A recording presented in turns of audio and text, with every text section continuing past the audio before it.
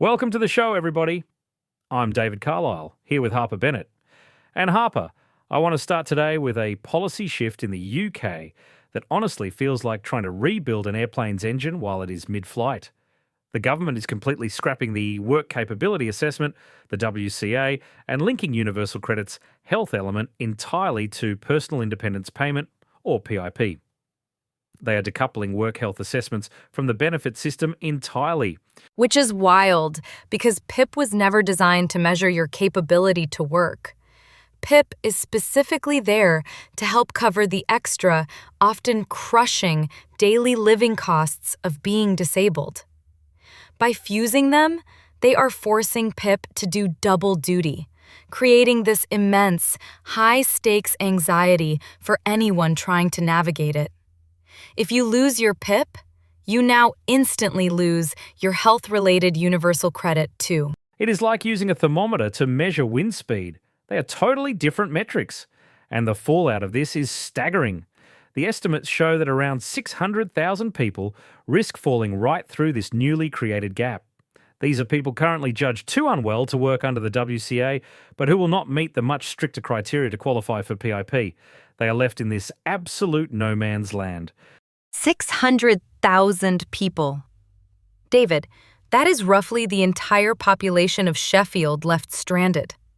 They are being told, well, you aren't disabled enough to get PIP, but you are also too unwell to actually hold down a job without intense support. It is a bureaucratic trapdoor. It really is. In my classroom, if I have a student who needs extra time to process a reading task, I do not say, well, because you do not need a wheelchair, you do not get any extra time. You look at the specific barrier. This policy feels like the exact opposite of that. It is like baking sourdough. You cannot just crank up the oven heat to 500 degrees and expect the bread to rise faster. It needs the right environment and time, or it just burns. This policy is trying to force a result by burning the safety net. And believe me, as a wheelchair user, I can tell you that the environment is almost always the actual problem, not the person. But instead of fixing the environment, they are tightening the screws on the individuals. And those screws are getting incredibly tight. To pull this off, the government is proposing to seriously tighten the PIP criteria themselves. Specifically, they are looking at requiring a minimum of 4 points in a single assessment activity to even qualify, aiming to slash the caseload by 400,000 people. 4 points in a single activity. Think about how arbitrary that is. If you have a fluctuating condition like MS or severe chronic fatigue or mental health struggles, you might score 2 points in 3 different categories because your challenges are spread out. Under this new rule, you get 0 total support because you did not hit that magic 4-point threshold in one single box. It treats human suffering like a bad game of bingo. Bingo is the perfect word for it, but with devastating stakes. These checkbox systems completely fail to capture how dynamic disability actually is. It treats complex, fluctuating human needs as if they are static, predictable, spreadsheet data points. Exactly. And on top of that, they are freezing and halving the health elements for new claimants.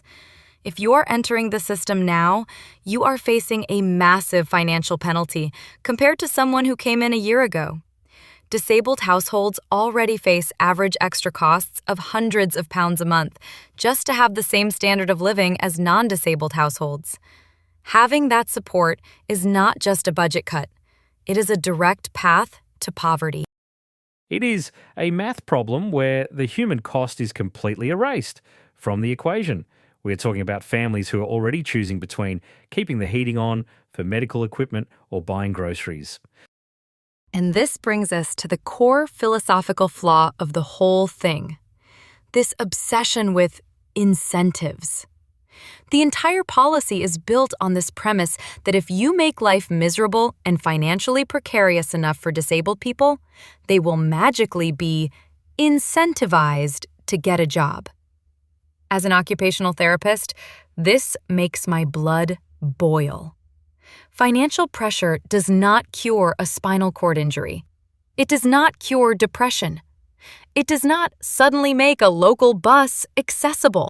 It is like trying to motivate a plant to grow without watering it, just by yelling at it. It misses the fundamental reality of what people are dealing with. It really does. In OT, we look at the person, the occupation, and the environment. If a client of mine wants to work, we do not just tell them to try harder. We look at whether the office has step-free access, whether they have assistive tech, whether the employer allows flexible pacing.